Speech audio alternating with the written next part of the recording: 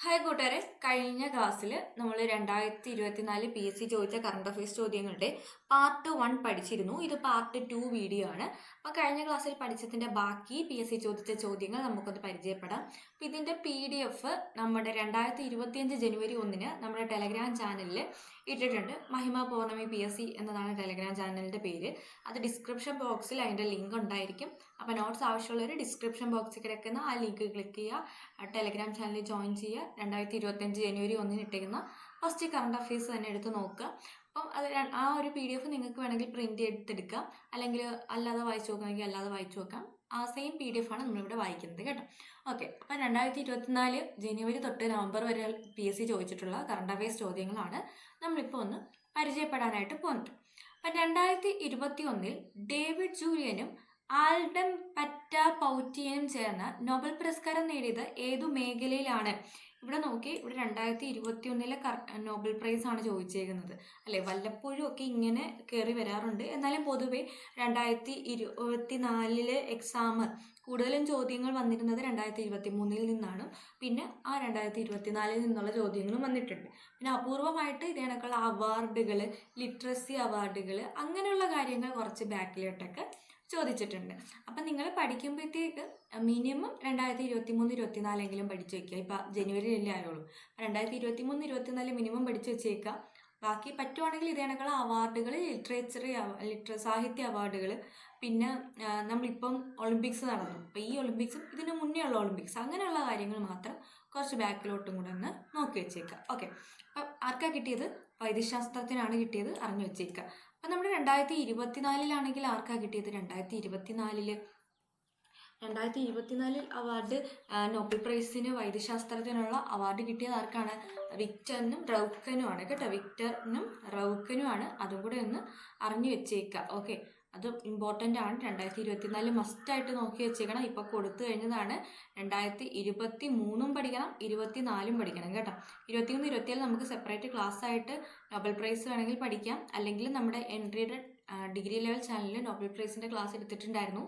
നിങ്ങൾ ആ ഒരു ക്ലാസ് കയറി കണ്ടാലും മതി. ഓക്കെ, ഇനി കുട്ടികളിലെ പ്രമേഹം കണ്ടെത്താനും ചികിത്സ ഏകാനുമായിട്ട് കേരള സർക്കാരിൻ്റെ പ്രത്യേക പദ്ധതി ഏതാണ്? കുട്ടികളുടെ പ്രമേഹം, കുട്ടികൾക്ക് എപ്പോഴാണ് പ്രമേഹം ഉണ്ടാകുന്നത്? മിഠായി കഴിക്കുമ്പോഴാണ്. എല്ലാവരും മധുരം കഴിക്കുന്ന മിഠായി അല്ലേ കൂടുതലും, അപ്പം അങ്ങനെ ഓർത്താൽ മതി, മിഠായി. ഓക്കെ, അപ്പം കുട്ടികളുടെ പ്രമേഹം കണ്ടെത്താനും ചികിത്സിക്കാനുമായിട്ട് കേരള സർക്കാർ ആരംഭിച്ച പദ്ധതിയാണ്. കേരള സർക്കാർ ആരംഭിച്ച പദ്ധതി ഏത് എന്ന് ചോദിച്ചാൽ ഏതാണ്?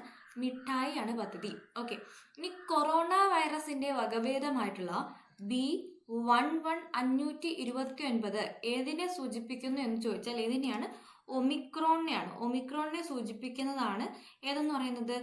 B.1.1529 എന്ന് പറയുന്നത്. ഓക്കെ, ഇനി ഏത് മേഖലയിലെ പരീക്ഷണങ്ങൾക്കാണ് Alain Aspect, John F Clauser, Anton Zeilinger എന്നിവർക്ക് 2022 ഭൗതിക ശാസ്ത്രത്തിനുള്ള നോബൽ പ്രൈസ് കിട്ടിയത്? അപ്പം നിങ്ങൾ മനസ്സിലാക്കുക, നോബൽ പ്രൈസ് ഏറ്റവും ഇമ്പോർട്ടൻ്റ് ആയിട്ട് നിങ്ങൾ ഏത് നോക്കുക. നോബൽ പ്രൈസ് ഉറപ്പായിട്ട് എക്സാമിന് ചോദിക്കും. അപ്പം അത് നല്ല രീതിയിൽ പഠിക്കണം. ഏറ്റവും ഇമ്പോർട്ടൻ്റ് ആയിട്ട് ലേറ്റസ്റ്റ് ആയിട്ടുള്ള 2023 24 പഠിക്കുക. ഓക്കെ, ഏറ്റവും ഇമ്പോർട്ടൻ്റ് 2021 24 ഇത് ആളുടെ പേര് പഠിക്കണം, ആർക്കൊക്കെയാണ് കിട്ടിയത് എന്ന് പഠിക്കണം.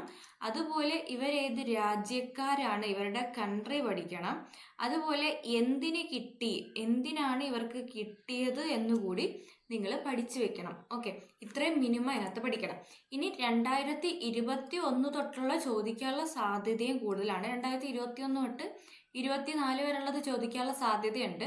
അതിൽ നിങ്ങൾ ഇതിന് മുന്നോട്ടുള്ളത് ഏത് സബ്ജക്റ്റിന് ആർക്ക് കിട്ടി എന്ന് മിനിമം നോക്കി വെച്ചാൽ മതി കേട്ടോ. ഈ ഒരു ഫസ്റ്റ് സെഷൻ മാത്രം എന്താണ്, ആദ്യത്തെ 2021 22 ഒക്കെ നോക്കുകയാണെങ്കിൽ അത് മാത്രം നോക്കിയാൽ മതി. ഓക്കെ, ഇനി നമ്മുടെ എന്തിനാണ് സമ്മാനിച്ചത് എന്നാണ് ഇവിടെ ചോദിച്ചിരിക്കുന്നത് 2022. അത് ക്വാണ്ടം മെക്കാനിക്സ് ആണ്. ഇത് നമ്മുടെ 2024 ജനുവരി ഫെബ്രുവരി ആ ഒരു സമയത്ത് ഫസ്റ്റ് മാസങ്ങളിലുള്ള എക്സാം ആയിരുന്നു കേട്ടോ.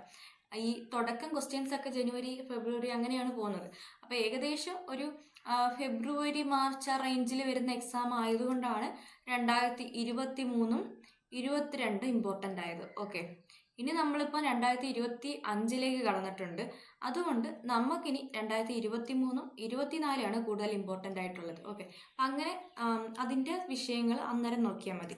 ഇനി അടുത്ത 2022 ഖത്തർ ഫുട്ബോൾ ലോകകപ്പിൽ സെമി ഫൈനലിലേക്ക് യോഗ്യത നേടിയ ടീമുകൾ ഏതൊക്കെയാണ് എന്നാണ് ചോദിച്ചേക്കുന്നത്. ഏതൊക്കെയാണ് സെമി ഫൈനലിലേക്ക് യോഗ്യത നേടിയ ടീമുകൾ?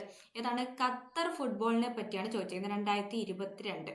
ഓക്കെ, അപ്പം ഏതൊക്കെയാണ്? Argentina, France, Croatia, Morocco. ഏതൊക്കെയാണ്? Argentina, France, Croatia, Morocco. അപ്പം നമ്മുടെ ഫുട്ബോളൊക്കെ നമ്മുടെ സിലബസിൽ പറഞ്ഞേക്കുന്നതാണ്.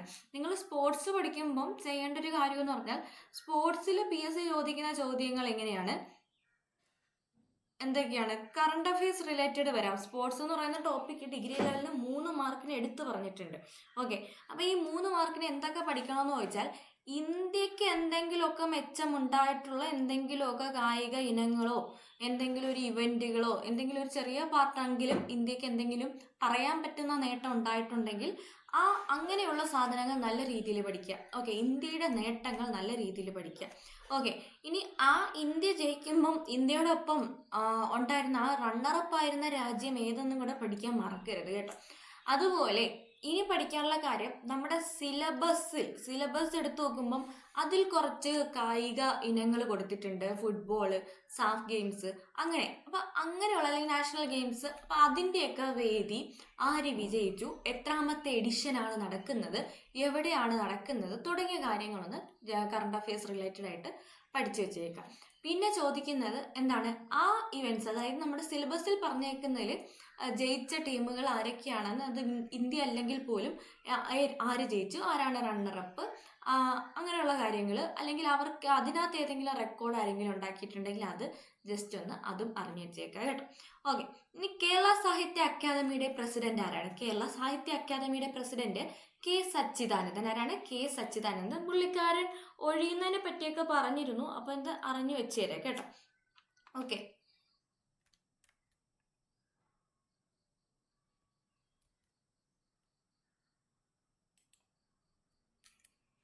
ഇതിൽ നമ്മുടെ ഈ K. സച്ചിദാനന്ദന്റെ സ്ഥാനം ഒഴിയുന്നതിനെ പറ്റി പറയുന്നെങ്കിലും പുതിയ ആളിനെ പറ്റി ഒന്നും പറഞ്ഞിട്ടില്ല. പുള്ളിക്കാരെ ഒഴിഞ്ഞിട്ടുമില്ല. പുള്ളിക്കാരന് മറവി രോഗം ബാധിച്ചിട്ടുണ്ട്. അപ്പോൾ അതുകൊണ്ടൊക്കെയാണ് ഒഴിയുന്നതിനെ പറ്റിയൊക്കെ ന്യൂസ് വന്നത് ഫേക്കാണെന്നോ അല്ലെന്നോ ഒക്കെ പറയുന്നുണ്ട്. അപ്പോൾ അതെന്തായാലും ഇപ്പോഴും മാറ്റമില്ല. അതുകൊണ്ട് അത് തന്നെ നിങ്ങൾ പഠിച്ചു വെച്ചേക്കുക. K. സച്ചിദാനന്ദനാണ് കേരള സാഹിത്യ അക്കാദമിയുടെ പ്രസിഡന്റ്. മേ ബി ഇത് എപ്പോൾ വേണമെങ്കിലും ചേഞ്ച് ആവും. അപ്പോൾ ഇത് മാറാൻ സാധ്യതയുള്ളൊരു പോസ്റ്റാണ്. അപ്പോൾ നിങ്ങൾ ഇതൊരു കെയർഫുള്ളായിട്ട് നോക്കിയിരിക്കണം. എപ്പോൾ വേണമെങ്കിലും മാറാവുന്ന ഒരു പോസ്റ്റാണ് കേട്ടോ അത്. അടുത്ത നമ്മുടെ ദേശീയ പഞ്ചായത്ത് പുരസ്കാരം 2023 ശിശു സൗഹൃദ വിഭാഗത്തിൽ 1ാം സ്ഥാനം നേടിയ കേരളത്തിലെ ഗ്രാമം ഏതാണ്? ദേശീയ പഞ്ചായത്ത് പുരസ്കാരം 2023 ശിശു സൗഹൃദ വിഭാഗത്തിൽ 1ാം സ്ഥാനം നേടിയ കേരളത്തിലെ ഗ്രാമം ഏതാണ്? ചെറുതന ആലപ്പുഴയാണ്. ഈ ഒരു ചോദ്യം വന്നത് എന്ന് പറഞ്ഞാൽ, നമ്മുടെ ലോക്കൽ സെൽഫ് ഗവൺമെൻറ് എന്ന് പറയുന്ന നമ്മുടെ കോൺസ്റ്റിറ്റ്യൂഷനിലെ ആ ഒരു ഭാഗത്ത് അതുമായിട്ട് റിലേറ്റ് ചെയ്ത് വന്ന ഒരു കറണ്ട് അഫയേഴ്സ് ചോദ്യമാണ്. അപ്പം നമ്മൾ സിലബസ് എടുത്തു വെച്ച് പഠിക്കുമ്പം, പ്രത്യേകിച്ച് ഡിഗ്രി ലെവലുകാർ സിലബസ് എടുത്തു വെച്ച് പഠിക്കുമ്പോൾ നിങ്ങൾ പഠിക്കുന്ന ടോപ്പിക്കുമായിട്ട് ബന്ധപ്പെട്ട് എന്തെങ്കിലും കറണ്ട് അഫയേഴ്സ് അപ്ഡേഷൻസ് വന്നിട്ടുണ്ടോ എന്ന് ചെക്ക് ചെയ്യേണ്ട ഒരാവശ്യമുണ്ട്. ആ ഒരു ടോപ്പിക്ക് പഠിക്കുമ്പം ലോക്കൽ സെൽഫ് ഗവൺമെൻറ് നിങ്ങൾ പഠിക്കുമ്പം അത് ജസ്റ്റ് റാങ്ക് ഫയലുള്ള ലോക്കൽ സെൽഫ് ഗവൺമെൻറ് മാത്രമല്ല പഠിക്കേണ്ടത്. അതുമായിട്ട് ബന്ധപ്പെട്ട് വന്ന ഇത് കണക്ക് കറണ്ട് അഫയേഴ്സുമായിട്ട് ബന്ധപ്പെട്ട് ലോക്കൽ സെൽഫ് ഗവൺമെൻറ്റ്സിൽ അവാർഡ്സ് കൊടുക്കുന്നുണ്ട്. അപ്പം അങ്ങനെയുള്ള അവാർഡുകൾ ഏതൊക്കെയാണ് അതൊക്കെ ഒന്ന് പഠിച്ചു വെക്കണം. ഓക്കെ, അപ്പോൾ അങ്ങനെയുള്ള കാര്യങ്ങൾ വളരെ ഇമ്പോർട്ടൻ്റ് ആണ്. അതായത് നമ്മുടെ സ്വരാജ് ട്രോഫി ഇത് എനിക്ക് ദേശീയ പഞ്ചായത്ത് പുരസ്കാരം, അങ്ങനെയുള്ള അവാർഡുകളൊക്കെ ലോക്കൽ സെൽഫ് ഗവൺമെൻറ്റുമായിട്ട് ബന്ധപ്പെട്ട് വരുന്നതാണ്. അതൊക്കെ അങ്ങ് പഠിച്ചിട്ട് വേണം പോകാൻ.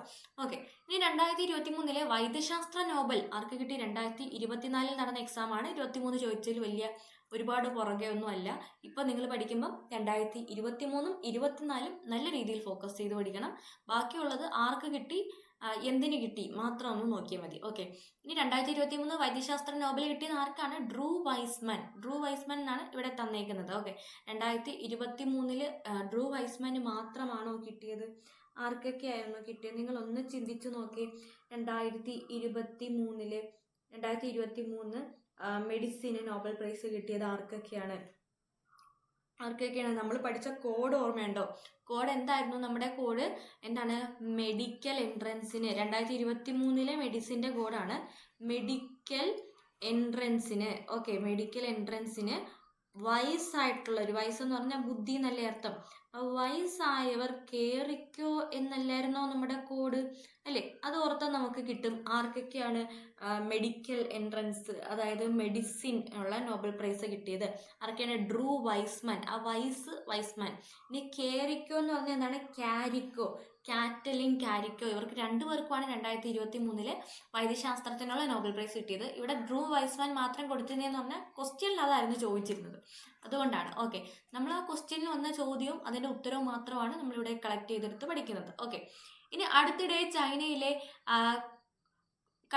കുട്ടികളിൽ കണ്ടെത്തിയ വൈറസ് ബാധ ഏതാണ്? അടുത്തിടെ ചൈനയിലെ കുട്ടികളിൽ കണ്ടെത്തിയ വൈറസ് ബാധ ഏതാണ്? H9N2. ഏതാണ്? H9N2. പഠിച്ചു വെക്കണം കേട്ടോ.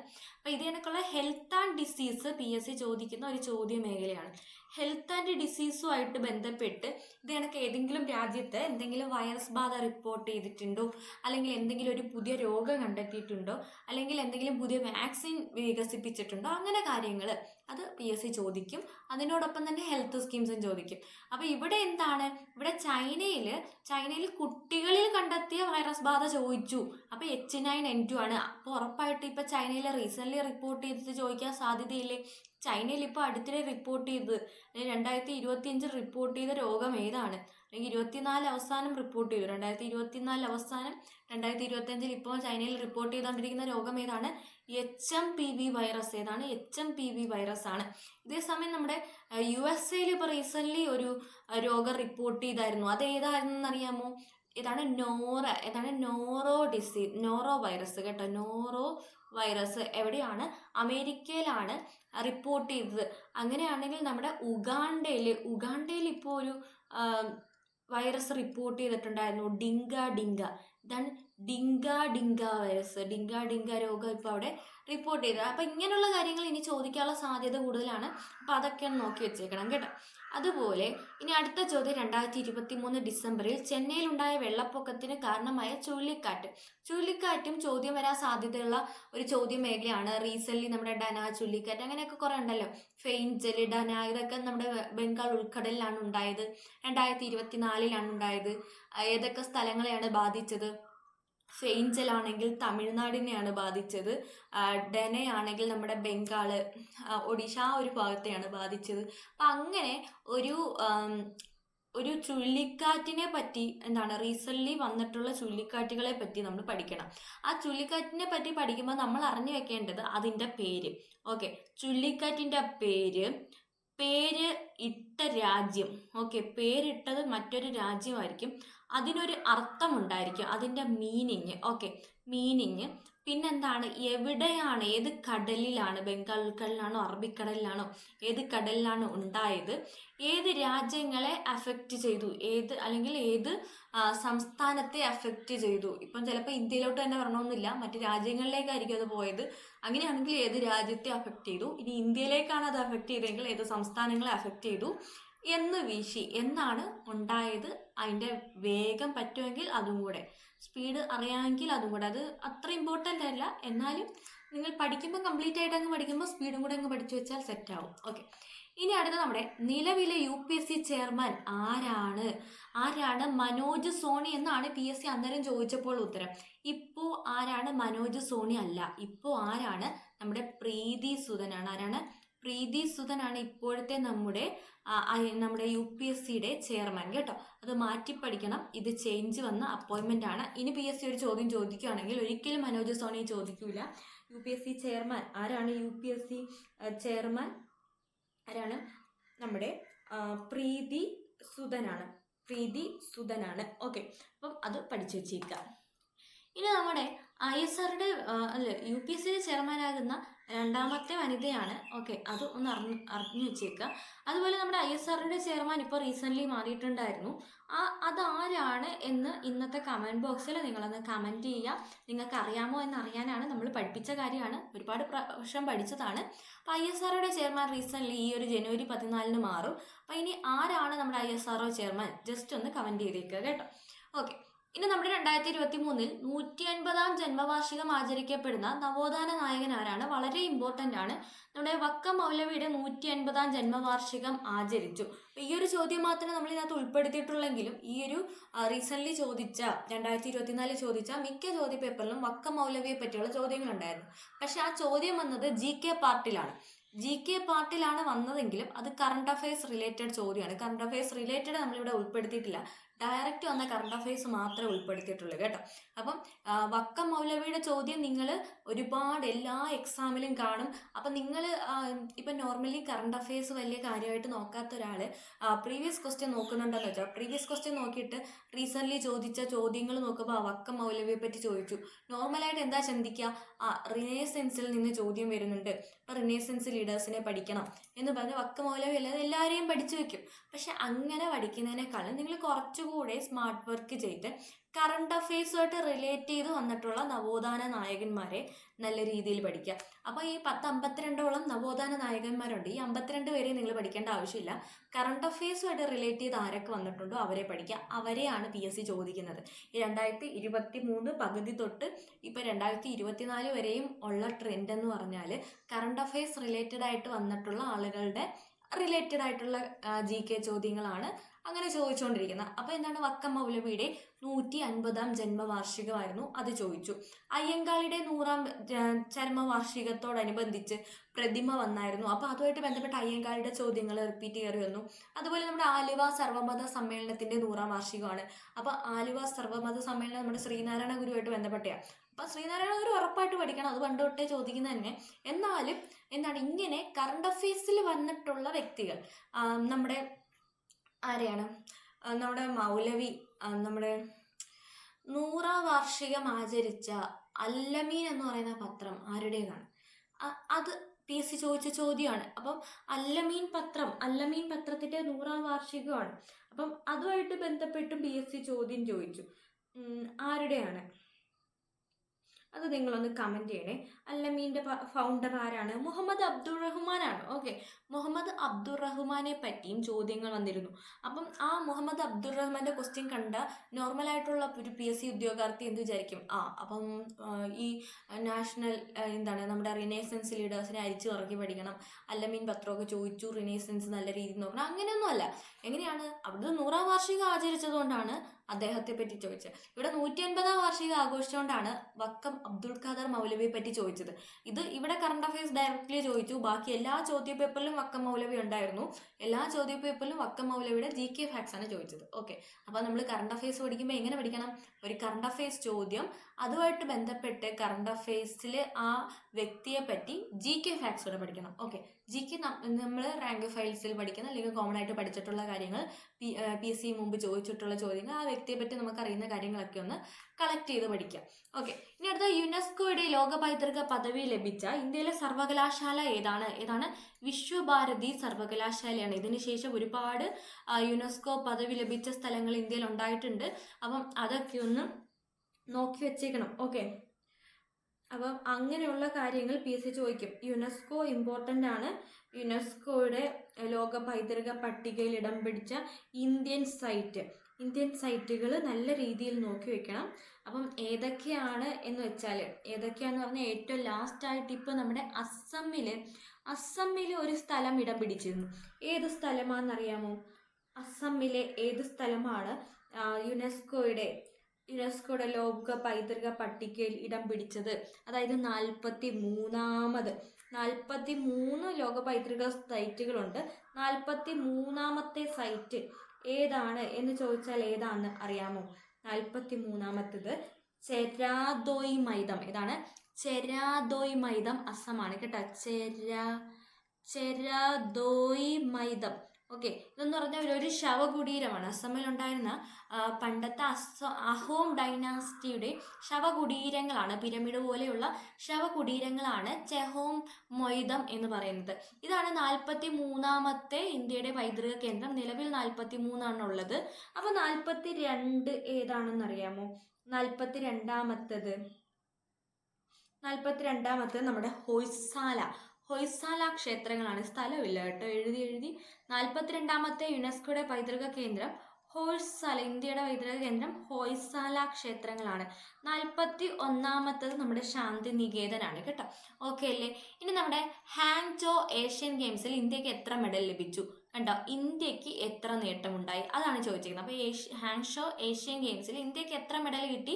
107 മെഡലുകളാണ് കിട്ടിയത്. അപ്പോൾ ഇതേ കണക്കുള്ള പ്രധാനപ്പെട്ട ഗെയിംസിൽ ഇന്ത്യക്ക് എത്ര മെഡൽ കിട്ടി, അല്ലെങ്കിൽ ഇന്ത്യയുടെ ആരെങ്കിലും എന്തെങ്കിലും നേട്ടം ഉണ്ടാക്കിയിട്ടുണ്ടോ, അങ്ങനെയുള്ള കാര്യങ്ങൾ നല്ല രീതിയിൽ തന്നെ പഠിച്ചു വെച്ചേക്കുക. അതിലൊരു മടിയും കാണിക്കരുത്. ഇമ്പോർട്ടൻ്റ് ആയിട്ടുള്ള ഫാക്റ്റുകളാണ് ഞാൻ നോക്കാനായിട്ട് പറയുന്നത്. അത് നോക്കുക, ഉറപ്പായിട്ടും PSC ചോദിച്ചു കഴിയുമ്പോൾ നിങ്ങൾക്കത് ഞാൻ പറയുന്നതൊക്കെ നിങ്ങൾ നോക്കുകയാണെങ്കിൽ നിങ്ങൾക്ക് എഴുതാനും സാധിക്കും. ഓക്കെ, ഞാൻ അടുത്ത എഴുതാൻ വേണ്ടി കുറച്ച് സ്ഥലം ഒന്ന് കാലിയാക്കുകയാണ്.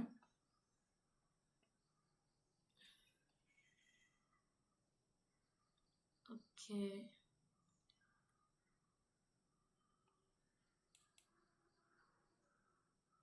ഇനി അടുത്ത നമ്മുടെ PSC ചോദിക്കുന്ന ഒരു ഇമ്പോർട്ടൻ്റ് ചോദ്യ മേഖലയാണ് നീതി ആയോഗ്. കേട്ടോ, നീതി ആയോഗ് ഹോട്ട് ഏരിയ ആണ്. നീതി ആയോഗിൻ്റെ ചെയർമാൻ ആരാണ്? നീതി ആയോഗിൻ്റെ വൈസ് ചെയർമാൻ ആരാണ്? നീതി ആയോഗിൻ്റെ എക്സിക്യൂട്ടീവ് ഓഫീസർ ആരാണ്? ഇങ്ങനെയുള്ള കാര്യങ്ങൾ ചോദിക്കും. നീതി ആയോഗ് കുറേ സർവേ റിപ്പോർട്ടുകൾ, ഇൻഡെക്സിലൊക്കെ തയ്യാറാക്കുന്നുണ്ട്. അപ്പം നീതി ആയോഗുമായിട്ട് ബന്ധപ്പെട്ട കറണ്ട് അഫയേഴ്സ് ചോദ്യം ഉറപ്പായിട്ട് ചോദിക്കും. ഓക്കെ, അപ്പം നമ്മൾ ഇതുവരെ പറഞ്ഞ ചോദ്യ മേഖലകൾ നമുക്കൊന്ന് നോക്കാം. അത് കഴിഞ്ഞിട്ട് നീതി ആയോഗിലേക്ക് വരാം. അപ്പം നമ്മൾ ഇന്ന് പഠിച്ചതിനകത്ത് ഏതൊക്കെ ചോദ്യ മേഖലകളാണ് വന്നിട്ടുള്ളത്? ഓക്കെ, ഒന്ന് ജസ്റ്റ് ഒന്ന് നോക്കാം ഏതൊക്കെയാണ്. നോബൽ പുരസ്കാരം ഉറപ്പായിട്ട് ചോദിക്കും, ഹോട്ട് ടോപ്പിക്കാണ്. ഓക്കെ, നോബൽ പുരസ്കാരം പഠിച്ചിട്ട് ഏത് എക്സാമിനും പോകാവൂ. അതുപോലെ കേരള സർക്കാർ പദ്ധതികൾ, പ്രത്യേക പദ്ധതിയല്ല, കേരള സർക്കാർ പദ്ധതികൾ, അത് ഹെൽത്ത് സ്കീംസ് ആണെങ്കിലും അല്ലാത്ത പദ്ധതികളാണെങ്കിലും നോക്കി വെച്ചേക്കുക. അതുപോലെ എന്താണ് വൈറസുകൾ, ഹെൽത്ത് ആൻഡ് ഡിസീസുമായിട്ട് ബന്ധപ്പെട്ട് എന്തെങ്കിലും അസുഖങ്ങൾ, പുതിയതായിട്ട് റിപ്പോർട്ട് ചെയ്ത എന്തെങ്കിലും രോഗങ്ങൾ, അതിനുവേണ്ടി ഡെവലപ്പ് ചെയ്ത വാക്സിൻസ് ഒക്കെ ഉണ്ടെങ്കിൽ അതൊക്കെ നോക്കി വെച്ചേക്കാം. അതുപോലെ നോബൽ പ്രൈസ് റിപ്പീറ്റ് ആണ്. നോബൽ പ്രൈസ് എന്തായാലും ഹോട്ട് ടോപ്പിക്കാണ്, അത് നോക്കിയിട്ട് തന്നെ പോകണം. അതുപോലെ എന്താണ് നമ്മുടെ സിലബസിൽ പറഞ്ഞേക്കുന്ന എന്താണ് സ്പോർട്സ് ഇവൻറ്റ്സ്, ആര് ജയിച്ചു, അല്ലെങ്കിൽ ആരാണ് റണ്ണറപ്പ് തുടങ്ങിയ കാര്യങ്ങൾ, പ്രത്യേകതയുള്ള കാര്യങ്ങളൊക്കെ ഉണ്ടെങ്കിൽ അതൊക്കെ ഒന്ന് നോക്കി വെച്ചേക്കുക. അതുപോലെ നമ്മുടെ കേരള സാഹിത്യ അക്കാദമിയെ പറ്റി ചോദിച്ചു. കേരള സാഹിത്യ അക്കാദമി നമ്മുടെ ലിറ്ററസി ആയിട്ട് ബന്ധപ്പെട്ട് വന്ന കറണ്ട് അഫയേഴ്സ് ആണ്. പിന്നെ ഇപ്പോൾ റീസെൻ്റ്ലി ഒരുപാട് ചർച്ച ചെയ്യുന്ന ഒരു ഏരിയ ആണിത്. അപ്പം നമ്മുടെ ന്യൂസ് പ്രാധാന്യമുള്ള ഭാഗങ്ങളിൽ നിന്ന് ചോദ്യം വരാം. അപ്പം കേരള സാഹിത്യ അക്കാദമിയുടെ പ്രസിഡന്റ് ഇടയ്ക്കിടയ്ക്ക് വിവാദങ്ങളിൽ വന്നുകൊണ്ടിരുന്ന ആളായിരുന്നു. ഇപ്പം ഇപ്പോഴും പുള്ളിക്കാരെ ഇറങ്ങും കയറും എന്നൊക്കെ പറഞ്ഞുകൊണ്ടിരിക്കുകയാണ്. അപ്പം ഫുള്ള് ഇത് ന്യൂസിൽ വന്നിട്ടുള്ളതാണ്. അപ്പം അങ്ങനെ ന്യൂസിൽ ഒരുപാട് പ്രാവശ്യം ഡിസ്കസ് ആയിട്ടുള്ള കാര്യങ്ങളൊക്കെ PSC ചോദിക്കാൻ സാധ്യതയുണ്ട് കേട്ടോ. അതുപോലെ ദേശീയ പഞ്ചായത്ത് പുരസ്കാരം നമ്മുടെ ലോക്കൽ സെൽഫ് ഗവൺമെൻറ്റുമായിട്ട് ബന്ധപ്പെട്ടുള്ള, അതായത് നമ്മുടെ സിലബസിലെ ടോപ്പിക്സുമായിട്ട് ബന്ധപ്പെട്ടുള്ള കറണ്ട് അഫയേഴ്സ് ഉണ്ടെങ്കിൽ അതും കൂടെ നിങ്ങൾ പഠിച്ചേക്കണം. ഇതൊക്കെ ഡെയിലി കറണ്ട് അഫയേഴ്സ് പഠിക്കുന്നവർക്ക് കിട്ടുന്ന ചോദ്യങ്ങളാണ്. ഓക്കെ, നോബൽ പ്രൈസ് റിപ്പീറ്റ് ചെയ്യേണ്ട. നോബൽ പ്രൈസ് ഇഷ്ടംപോലെ ചോദിക്കും, നോബൽ പ്രൈസ് ഉറപ്പായിട്ട് ചോദിക്കും, പഠിച്ചേക്കാം. പിന്നെ വൈറസ് നമ്മൾ നേരത്തെ പഠിച്ചത് തന്നെ, ഹെൽത്ത് ആൻഡ് ഡിസീസുമായിട്ടുള്ള ചോദ്യം ഉറപ്പായിട്ട് വരും.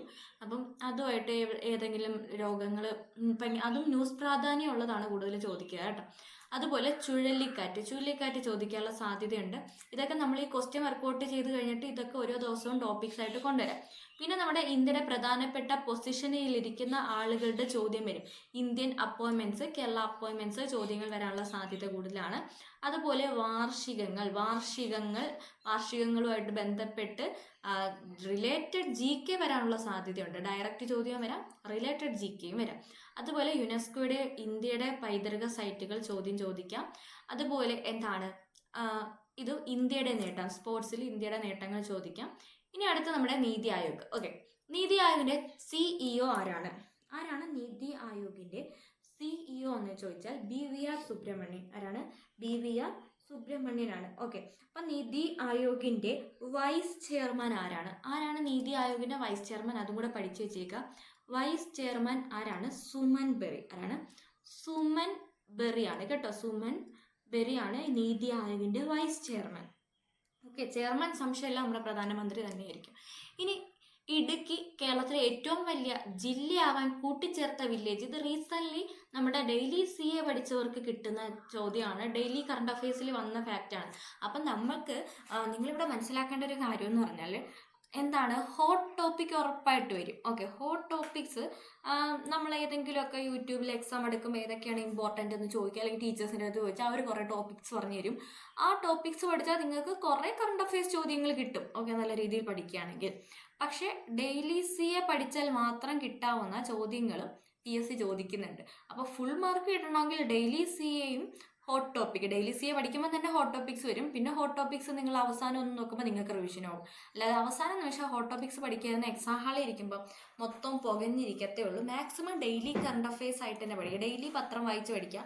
ഡെയിലി പത്രം വായിക്കാൻ വയ്യാത്തവർക്ക് നമ്മൾ ഡെയിലി കറണ്ട് അഫയേഴ്സ് ക്ലാസ് നമ്മൾ യൂട്യൂബ് വഴി തരുന്നുണ്ട്. എൻട്രിയുടെ ഡിഗ്രി ലെവൽ ചാനൽ വഴി രാവിലെ 8 മണിക്ക് ഡെയിലി കറണ്ട് അഫയേഴ്സ് ഉണ്ട്. അപ്പോൾ നിങ്ങൾക്ക് അങ്ങനെ അത് ഫോളോ ചെയ്തിട്ട് റിവിഷനും എല്ലാം നമ്മൾ അതിൻ്റെ കൂട്ടത്തിൽ കൊണ്ടുവരും. അപ്പോൾ നിങ്ങൾക്ക് അത് വേണമെങ്കിൽ ഫോളോ ചെയ്യാം. അത് കറക്റ്റായിട്ടൊരു കൺസിസ്റ്റൻസി നിങ്ങൾ അതിനകത്ത് കീപ്പ് ചെയ്താൽ നിങ്ങൾക്ക് കറണ്ട് അഫയേഴ്സ് സേഫ് ആവും. ഓക്കെ, ഇനി ഏഷ്യൻ ഗെയിംസിൽ 2023 ഇന്ത്യയുടെ മെഡൽ നില താഴെ തന്നിരിക്കുന്നതിൽ ശരിയായ ജോഡി കണ്ടെത്തുക. ആ ജോഡി ഒന്നും നമ്മൾ അതിനകത്ത് ഉൾപ്പെടുത്തിയിട്ടില്ല. നമുക്ക് ശരിയായ ഉത്തരം പഠിച്ചാൽ മതി. എത്രയാണ് ഏഷ്യൻ ഗെയിംസിൽ? 28 സ്വർണം, 38 വെള്ളി, 41 വെങ്കലം. ഇങ്ങനെ PSC ചോദിക്കും. ഈ ഒരു ക്വസ്റ്റ്യൻ പാറ്റേൺ PSC ചോദിക്കാറുണ്ട്. അപ്പം മെഡൽ നിലകൾ പഠിക്കണം കേട്ടോ. മെഡൽ നിലകൾ, പ്രധാനപ്പെട്ട സ്പോർട്സ് ഐറ്റംസിൽ ഇന്ത്യക്ക് നേട്ടം ഉണ്ടായിട്ടുണ്ടെങ്കിൽ അതിലിങ്ങനെ മെഡൽ ഇവൻറ്റ്സ് ഉണ്ടെങ്കിൽ, മെഡൽ നിലകൾ ഉണ്ടെങ്കിൽ അതും കൂടെ നോക്കി വെക്കണം. ഇപ്പം റീസെൻ്റ്ലി പാരീസ് ഒളിമ്പിക്സ് നടന്നു. പാരീസ് ഒളിമ്പിക്സിൽ ഇന്ത്യയുടെ മെഡൽ നില ചോദിച്ചാൽ നിങ്ങൾ എന്ത് പറയും? 0 ഗോൾഡ്. എത്രയാണ്? ഗോൾഡ് ഒന്നും കിട്ടിയില്ല. 1 സിൽവർ, 5 വെങ്കലം. ഓക്കെ, ഇങ്ങനെയാണ് മെഡൽ നില. അപ്പം ആ ഒരു രീതിയും കൂടെ നോക്കി വെച്ചിരിക്കണം. എത്രാം സ്ഥാനമെന്ന് ചിലപ്പം ചോദിക്കും. എത്രാം സ്ഥാനമാണ് നമ്മുടെ ഇന്ത്യക്ക് ഉള്ളത്? എത്രാം സ്ഥാനമാണ്? 71 സ്ഥാനമാണ് കേട്ടോ പാരീസ് ഒളിമ്പിക്സിൽ. അപ്പം അങ്ങനെയും ചോദിക്കാം. അപ്പം എന്താണ്, പ്രധാനപ്പെട്ട ഇവൻറ്റുകളിൽ മെഡൽ നില ചോദിക്കാം, സ്ഥാനവും ചോദിക്കാം. ഇനി സപ്തർഷി എന്ന പദം താഴെ തന്നിരിക്കുന്നതിൽ ഏതുമായി ബന്ധപ്പെട്ടിരിക്കുന്നു? 2023-24 യൂണിയൻ ബജറ്റ്. ഇനി നമ്മുടെ PSC ചോദിക്കുന്ന അടുത്തൊരു പ്രധാനപ്പെട്ട ഹോട്ട് ടോപ്പിക് എന്ന് പറഞ്ഞാൽ ബജറ്റ് ആണ് കേട്ടോ. ബജറ്റിനെ പറ്റി PSC എക്കണോമിക്സുമായിട്ട് ബന്ധപ്പെട്ട് ചോദിക്കാം. ഓക്കെ, അപ്പം ബജറ്റുകൾ നല്ല രീതിയിൽ നിങ്ങൾ പഠിച്ചിടണം.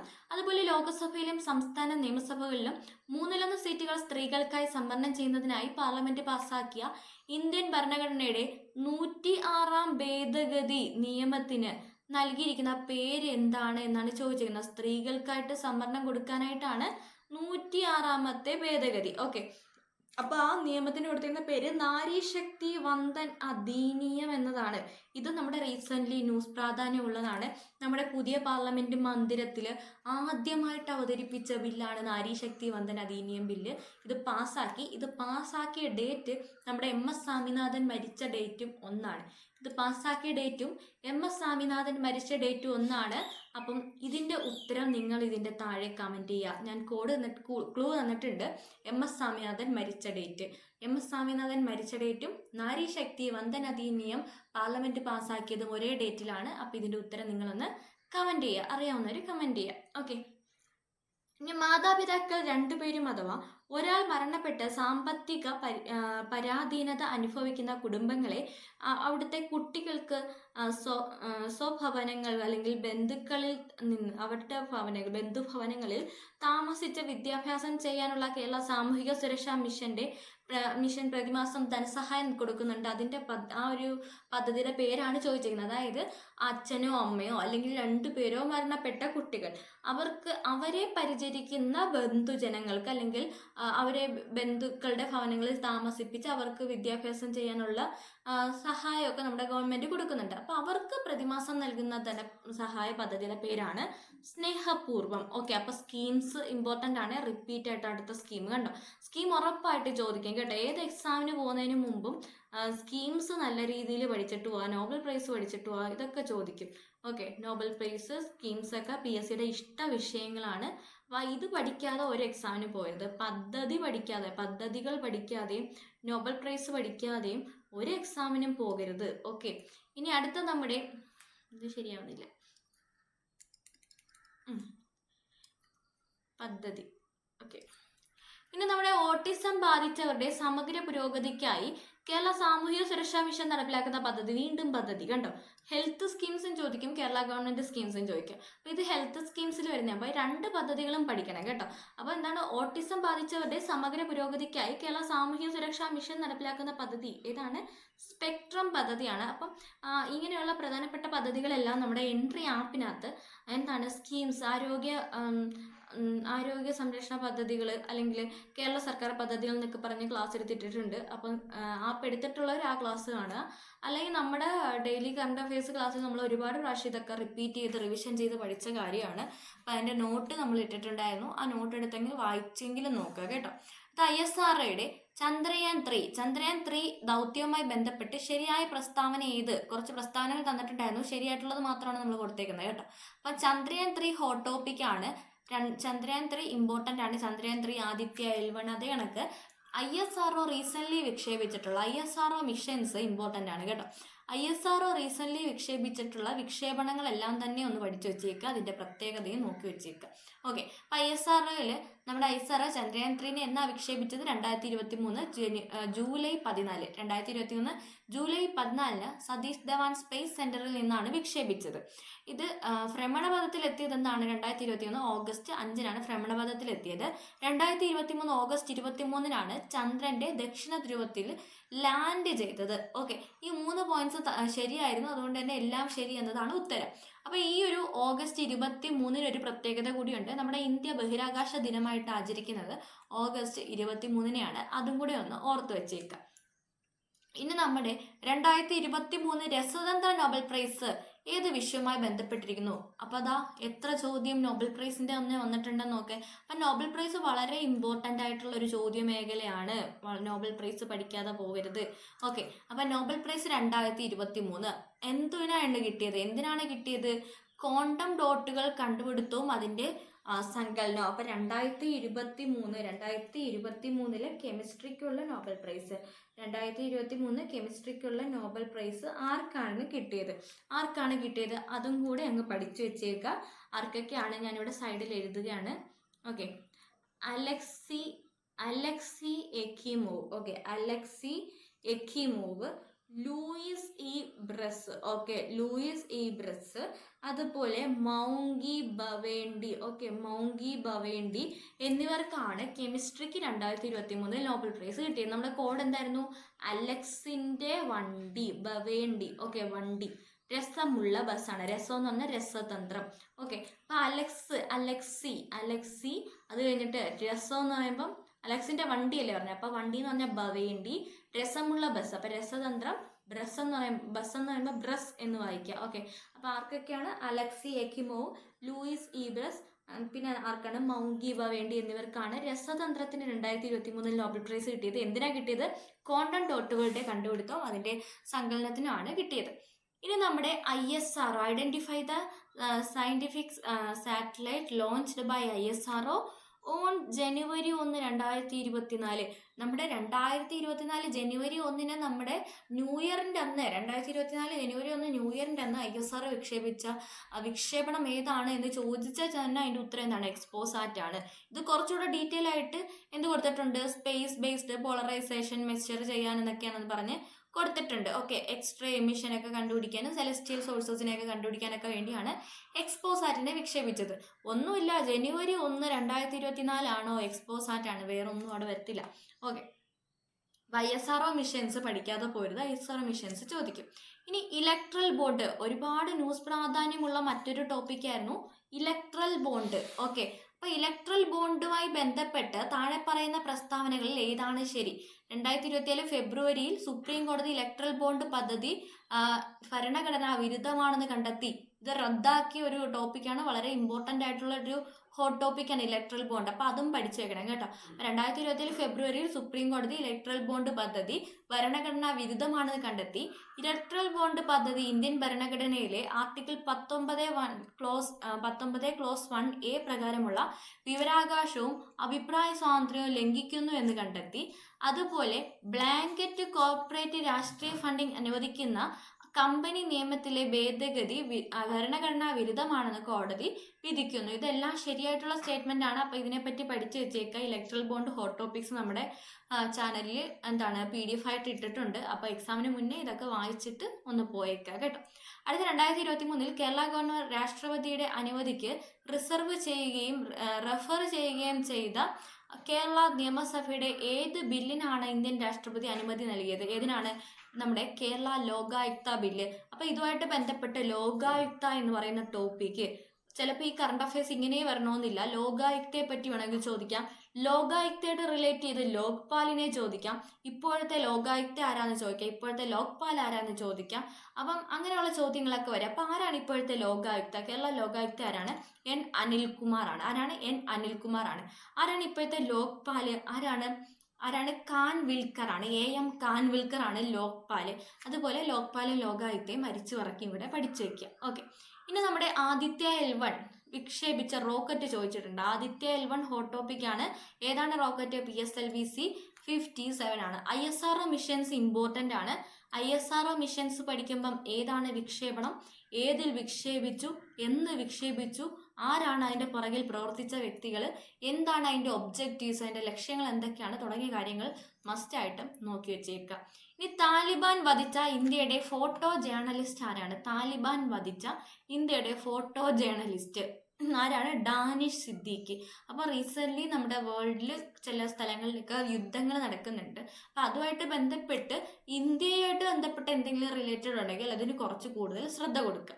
ഓക്കെ, അപ്പം ഇത്രയും ഇവിടം വരെ നമുക്ക് ഇന്ന് നോക്കാം. ഇത്രയും ഫാക്ട്സ് നിങ്ങൾ നല്ല രീതിയിൽ പഠിക്കുക. ഞാനിപ്പം പറഞ്ഞ രീതിയിൽ നിങ്ങൾ ക്വസ്റ്റ്യനെ കാണുക. ഒരു ന്യൂസ്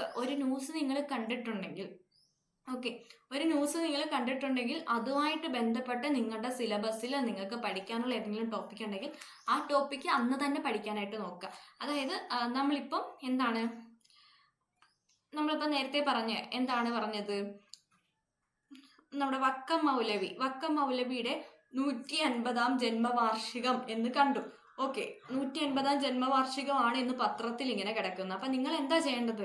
വക്കം മൗലവിയെ പറ്റി കൂടെ എടുത്ത് പഠിക്കുക. അതേ കണക്ക് ഏത് ടോപ്പിക്കാണെങ്കിലും ഇപ്പം റീസെൻ്റ്ലി അന്തരിച്ച വ്യക്തികൾ, അപ്പം അങ്ങനെയൊക്കെ നോക്കുമ്പോഴത്തേക്ക് എന്താണോ നമുക്ക് പഠിക്കാനുണ്ടായിരുന്ന കാര്യങ്ങൾ അതുകൂടെ അതിൻ്റെ കൂട്ടത്തിൽ പഠിച്ചെടുക്കുക.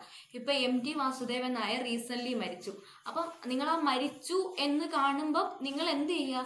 അന്ന് തന്നെ നമുക്ക് MTയെ പറ്റി നമ്മുടെ റാങ്ക് ഫയലുകളിലും നമ്മുടെ കയ്യിലുള്ള മെറ്റീരിയലിലും എന്തൊക്കെ MTയെ പറ്റി പഠിക്കാനുണ്ടായിരുന്നോ അത് ഇത്രയും പഠിക്കുക. മൻമോഹൻ സിംഗ് റീസെൻ്റ്ലി അന്തരിച്ചു. അപ്പോൾ മൻമോഹൻ സിംഗ് നമ്മുടെ ഇന്ത്യൻ പ്രധാനമന്ത്രി എന്ന വ്യക്തിയാണ്. അപ്പോൾ അത് നമ്മുടെ റാങ്ക് ഫയലുകളിലൊക്കെ ഇദ്ദേഹത്തെ പറ്റിയുള്ള കണ്ടൻസ് അവൈലബിൾ ആണ്. അപ്പോൾ ആ ന്യൂസ് കാണുമ്പോൾ തന്നെ മറ്റു ഫാക്ട്സും കൂടെ അതുമായിട്ട് ബന്ധപ്പെട്ട് പഠിക്കുക. അങ്ങനെ ഒരു ന്യൂസ് കാണുമ്പോൾ അതുമായിട്ട് ബന്ധപ്പെട്ട് നമുക്ക് പഠിക്കാനുള്ള എന്തെങ്കിലും ഒരു ടോപ്പിക് ഉണ്ടായിരുന്നു എന്ന് ചിന്തിക്കുക. ആ ടോപ്പിക്ക് പഠിക്കാനായിട്ട് ശ്രമിക്കുക. ഓക്കെ, അപ്പോൾ ഇന്നത്തെ ക്ലാസ് ഞാൻ ഇവിടെ കൊണ്ട് നിർത്തുകയാണ്. അടുത്ത ശനിയാഴ്ചയായിരിക്കും നമ്മൾ ഇതിൻ്റെ ബാക്കി ഡിസ്കസ് ചെയ്യുക.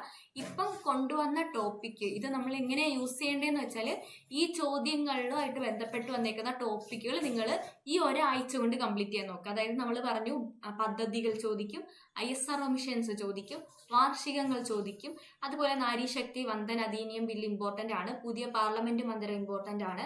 അങ്ങനെ ഈ പറഞ്ഞേക്കുന്ന കാര്യങ്ങളൊന്ന് ഈ ഒരാഴ്ച കൊണ്ട് നിങ്ങൾ നല്ല രീതിയിൽ ആ ഹോട്ട് ടോപ്പിക്സ് കംപ്ലീറ്റ് ചെയ്യാനായിട്ട് നോക്കുക. അടുത്ത ശനിയാഴ്ച ആകുമ്പോൾ നമ്മൾ അടുത്ത കുറച്ച് ക്വസ്റ്റ്യൻസ് വർക്കൗട്ട് ചെയ്യും. അപ്പം നിങ്ങൾ നിങ്ങളുടെ ഒരു സൈഡ് പെർഫെക്റ്റ് ആക്കുക. ഇത് കഴിഞ്ഞിട്ട് നമുക്ക് ഹോട്ട് ടോപ്പിക്സ് പിന്നീട് കൊണ്ടുവരാം. ഓക്കെ അല്ലേ? അപ്പോൾ എല്ലാവർക്കും ഗുഡ് ബൈ.